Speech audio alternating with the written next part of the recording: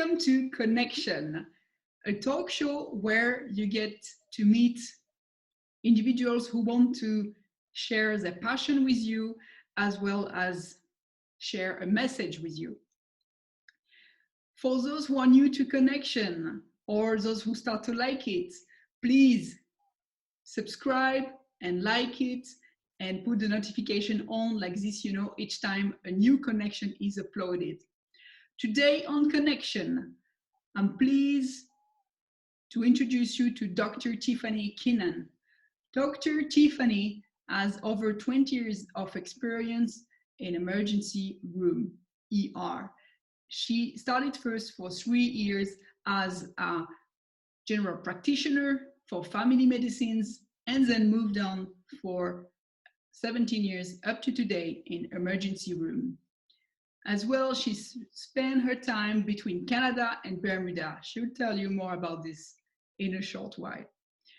And as well, during this time, she has acquired an undergraduate degree in nutrition. She will tell you why this is important to her. Please welcome Dr. Tiffany Keenan. Whoa, well, welcome. This was so quick. How are you, Dr. Tiffany? I'm doing great. It's wonderful to be here today. Awesome. And well, I believe so for you, no quarantine. That's right. There's no time for quarantine. I'm busy in the ER department, just kind of in the midst of all the COVID crisis. We're doing better in my small part of Canada, but still we're all prepared and going to work just like regular. And actually, yeah, how did it all started to about becoming a doctor? Well, it's great to share my story. So I'm from a very small little village, of 1,000 people in the eastern part of Canada. And as a kid, I wanted to be an astronaut. But when I was 15, I had surgery, quite an invasive surgery on my back. And I realized at that time I'd never be able to survive the G-forces of space. But I was really impressed by my physician. And I said, what a wonderful way for me to be able to give back and to be a doctor. And so that's what I decided my path would be. So I left my little village of 1,000 when I was 18, and I went to Montreal, which is one of Canada's larger cities. And it was wonderful to go from a tiny village to this metropolitan, cosmopolitan city, and to meet so many people and have such amazing experiences.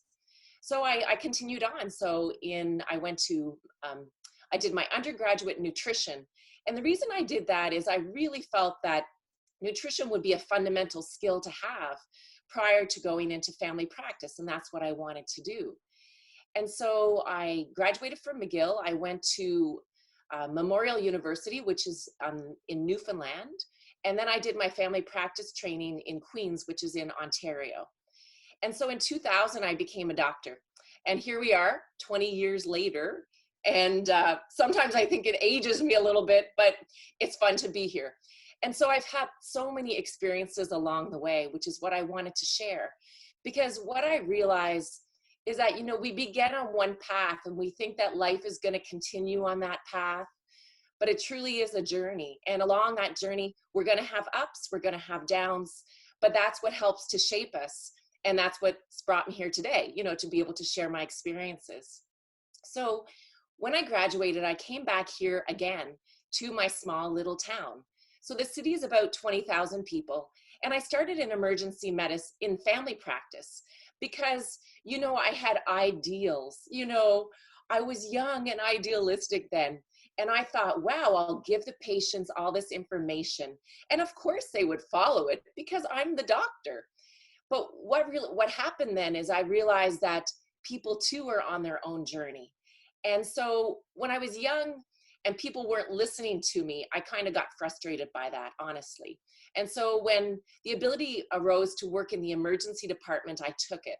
I did additional training to be an emerge physician because many people may not know, but emerge docs are kind of known as cowboys. So we get in there. We're kind of all over the place. We just get in there, we get the job done. And so at that time in my life, I was really compatible with that. I was a hard worker, and that's kind of where I put my focus. But in 2006, I knew that I wanted something more. And I'd always wanted to do some volunteering work overseas, abroad in Africa. I'd had a few trips as an undergrad that had not followed through. So in 2006, I actually took a mission trip to Haiti. And this is really kind of what staged the next chapter of my journey. And at that time, it was quite incredible. I'd never seen such an impoverished nation. And then later that year, I actually traveled to Africa as well. I spent some time in the Republic of Congo. And I was like, wow, there is so much pain and suffering all around us. And so I kind of took it on myself to be able to help people in need in a different country.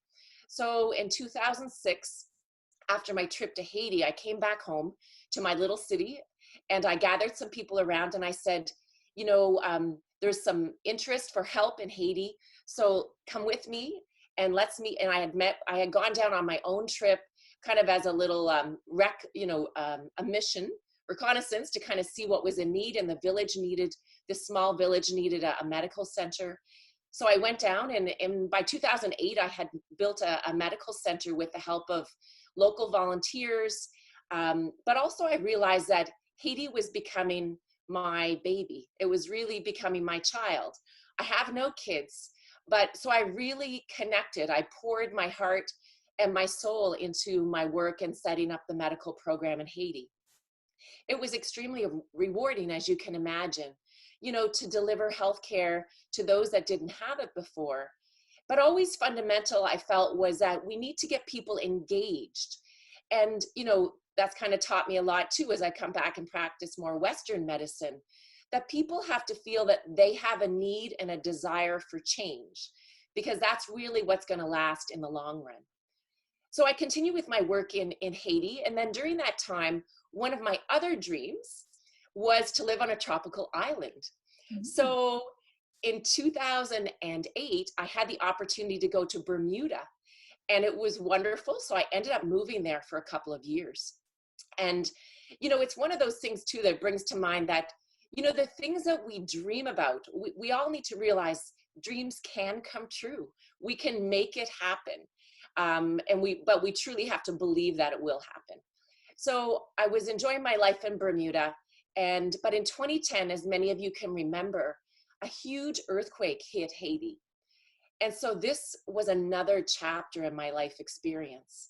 There was ultimate devastation in the country. Over 250,000 people were killed in a matter of a couple of minutes. And so my work in Haiti had been primarily, setting up a medical clinic in the northern part of the country. I was working as a full-time emergency doctor in Bermuda. So I said, I need to get back to Haiti to be able to help. And I was able to go down, and I realized that sometimes, again, in life, that what we think we need to do is not what's calling us.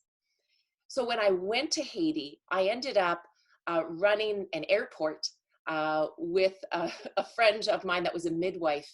And we worked in the southern part of the country. We ended up working with the military, the World Health Organization, World Food Program. But it was a completely different role than I ever expected. And it kind of ties in now to, I just think a little bit about what's happening with COVID. And so many people worry that what's going to happen to them with COVID, but it's those unexpected things that we don't even know that are out there. So in 2010, a lot happened for me. Personally, I was going through a separation, the devastation of the Haiti earthquake. I was trying to keep up my full-time practice in Bermuda, and I was able to keep that energy going through 2011. But then in 2012, I was really starting to suffer. We can think that we're Energizer bunnies, and we think that we can continue to go on. And my friends were giving me the warning signals. They said, Tiffany, you've got to slow down. And in 2012, I ended up moving countries. It was quite a change. So, but prior to my move, I actually walked the Camino de Santiago. So the Camino is a trail in northern Spain that's been walked since 1100. And it's a pilgrimage, but people go on it for many experiences. So I spent a week and a half on the Camino. And it was at that time I was realizing that, wow, you know, I'm slowing down a little bit, because from 2006, like I said, Haiti had been my baby. And every day I was in contact with people on the ground. So my life was beginning to shift and evolve as I took some time off in 2012 for the first time in many years. And my body was enjoying that, but I was just then I was learning how to integrate it, the busyness of my life with the personal reality of who I was, which was, as I learned on the Camino, that I'm not, that when I heard this phrase, it really stuck with me, that I'm a spiritual being on a human journey. Because before that, I thought I was just on this planet to go, to be busy, to kind of serve. Of course, I was a doctor and that's what I wanted to do. But when I realized that I could slow down a little bit and kind of let spirit work through me, my shift started to happen.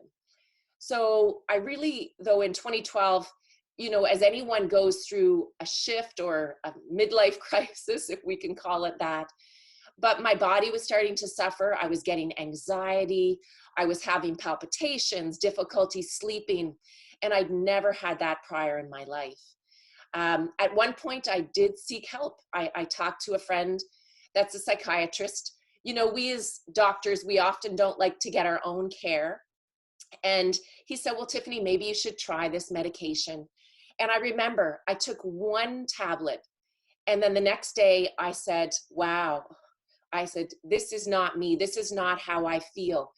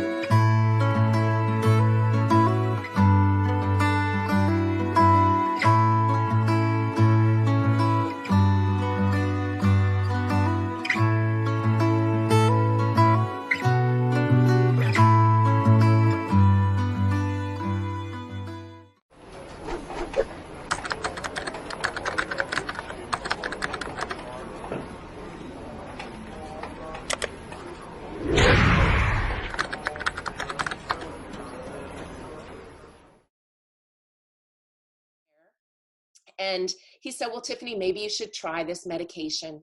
And I remember I took one tablet, and then the next day I said, wow, I said, this is not me. This is not how I feel. I said, Tiffany, get back to your fundamentals. So what were some of your basics? So one of my basics was nutrition. And the other basic that I was learning is I had really enjoyed yoga, and I had tried this thing called meditation. So in 2012, I really started to build up my meditation practice. And that was really one of those next fundamental, kind of like a tipping point for me to say, wow, I'm learning to slow down. You know, I started counseling, you know, after my separation. And I still remember one day I was speaking with my psychologist, and he said that, Tiffany, you're living in a reactive mode. You're just spinning all the time. But life is about being proactive and about being present.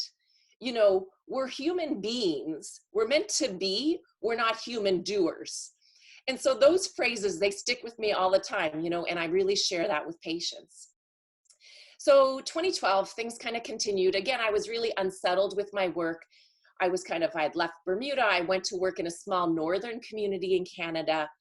And then I ended up leaving that community. It just, sometimes we have to realize in our body, and so many times, and I'm sure many of us have gone through this, that we get in one job And then one day something happens and we say, this is no longer for me. That decision's often very difficult, but we need to work through that pain and embrace it because we know there's something a little bit different for us. So I ended up doing a few different things, going back to Bermuda, doing some work in Cayman. But in the end, I came back to Canada and I settled down into my small little village where I live. But on that year, prior to coming back home, I actually went on my own and I finished the Camino de Santiago. So I feel like it was like 2012 was a bit of a beginning of my journey of kind of self-discovery. 2014, I went for 30 days on my own, day by day. The only person I could complain to was me. The only person I was accountable to was me. So it was a huge growth experience for me to go through that time. So I came back to Canada, working again in emergency medicine, and I was still feeling like emergency was not who I was completely. Because in Emerge, we're really focused on a person comes in, you solve their problem, and they go out the door. But what I was realizing is that in modern society, you know, most of our diseases are grounded in chronic disease, and chronic disease is grounded in lifestyle change. And it's those fundamental things. So in 2014, I was able to kind of connect with a group called Functional Medicine. And I registered with the Institute for Functional Medicine and I began a training program, which really as a physician described who I was. And it was so wonderful when we unite with like-minded practitioners. And I'm sure people know that when they're with a group that they know that they get it and that, you know, the vibration is high, that the momentum to move forward is high. And so I've been able to connect with those group of docs since 2014. And one of our fundamentals is getting at the root cause of illness. And so for the past 6 years, I knew that's what medicine was about. And now I'm really applying that to my life. So I've been working, trying to see what's the best way to integrate this lifestyle medicine into my practice. And gone through a few kind of hurdles along the way. And as well on my own personal journey, again, you know, finishing a separation and then going through some relationship difficulties. So in 2016, it led me to Thailand. So this is next chapter, right? I've got a lot of chapters. We all have chapters. Go for it. So I went to Thailand. It was always a dream to go there, but I met a friend that was living there. And then I knew I wanted to expand my meditation practice further. And I spent 10 days in silent meditation at a Buddhist monastery in Chiang Mai. And it was incredible. It was life-changing. And I still remember going into it, you know, you're still idealistic. We still often have in our brains what we want to happen. Like we have an end goal in mind that I'm going to go there and things will be that much better, but we don't realize it's in the process of learning that things change.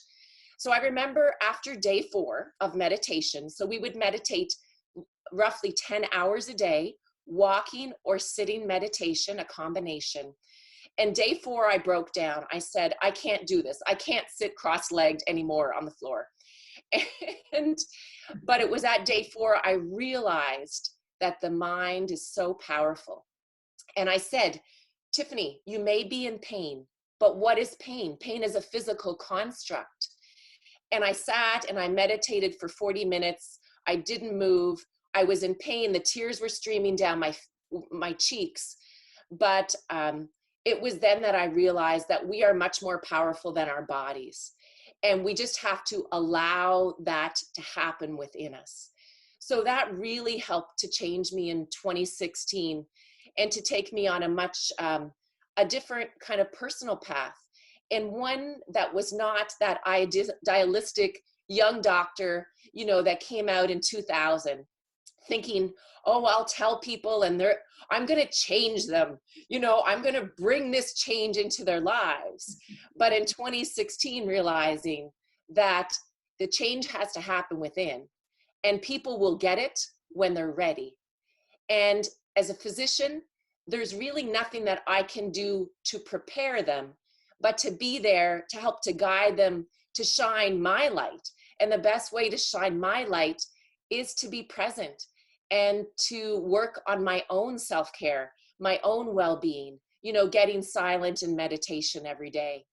So, you know, the past 4 years, I've really feel that I've tried to make that a fundamental part. You know, I meditate on a daily basis. And now I'm trying to find my next kind of niche in how I can help people. What I've learned is that one-on-one, I can really, you know, be a guide to patients. Lately, I've been, you know, using social media because we can really touch a lot of people through social media. So I started a Facebook page. You know, during the pandemic, I was able to share, you know, a series on anxiety tips. I'm doing some work now on people sharing their stories and experiences, because what I realize, it's in that journey and listening to other people's journey that people will listen. So I'm really happy that I've got to that point today. And I just know that that's the wave of the future is just being able to connect with people like this, that they might hear my story, and then that might trigger a little aha moment in them to help them with their next path on their journey. And yeah, and this is why as well Connexion was born, is for individuals like you to share their story and to inspire others, to either others to recognize themselves within your story, or to see that as well something else is possible. And Dr. Tiffany, did you have anything else you wanted to add? Just as people, you know, as we all go through life, one of the things is that know that one, you can rewrite your story. That chapter will happen, and the next chapter does not have to reflect on the past chapter. And the way that change happens is by changing our focus.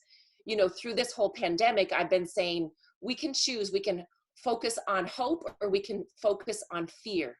So leaving people with that it's a choice that we make on where we put our focus on, because that's where our mind will go. And talking about focus, where are you giving your focus on today to build your tomorrow? So for me, a lot of things have been happening on my journey. And as of yesterday, I was being pointed one more direction into working virtually. And so this is where I'm going to go now. So I'm going to continue my emergency room practice. I mentioned that, yes, I do work part-time in Bermuda as well. I do family practice work there. But virtually, I'm going to be able to connect with patients individually on appointments, but also doing group work with patients virtually. I found over the past couple of years that working in a group, again, it raises the energy. People can learn from their peers. So starting in May, I'll be starting some online virtual group programs, and I'm really excited to be preparing all the information for that now. Oh yeah, and we are looking forward as well to hear more about it. And actually, how do we do if we want to connect with you, Dr. Tiffany? Great. Yes, I have a Facebook page, and it's Dr. Tiffany Keenan. And also email is a great way to contact me, drkeenan@mev2.ca. And I'm sure we can post that in the credits for those that are interested. And I look forward to meeting more of you online virtually, and hopefully someday that we'll all be able to connect with a retreat somewhere and connect in person too. Yes, we look forward as well to this moment, I think, every one of us. Well, thank you so much, Dr. Tiffany, for sharing your story. It is so rich, so intense, and like, yes, you articulate it in such a way that it's like an adventure. And as you mentioned, life is an adventure to be lived. We thank you as well for sharing your passion and for showing how we have in mind when we start, we have in mind a beginning, but actually through the events we go through in life, the events change, and so our direction changes as well. And then we realize there is things that will make us more aligned to what we really want to do. And So thank you for sharing this message as well, which is really important. Nothing is fixed in marble, and as well. So thank you again, Dr. Tiffany, as well for Connection. As you know, so Connection supports the foundation, Gifted Dream Foundation. And today there is an emergency. Today it has been launched, the food parcel movement. For $2 a day, you can feed a family of 5. So please help us, help them. Make a donation today for Gifted Dream Foundation. This was Connection. If you have liked it and if you want to know more, please like the video, subscribe, and put the notification on, like this, you know, next time when new Connection is uploaded, you know about it. Thank you for following Connection. See you at the next one. Thank you.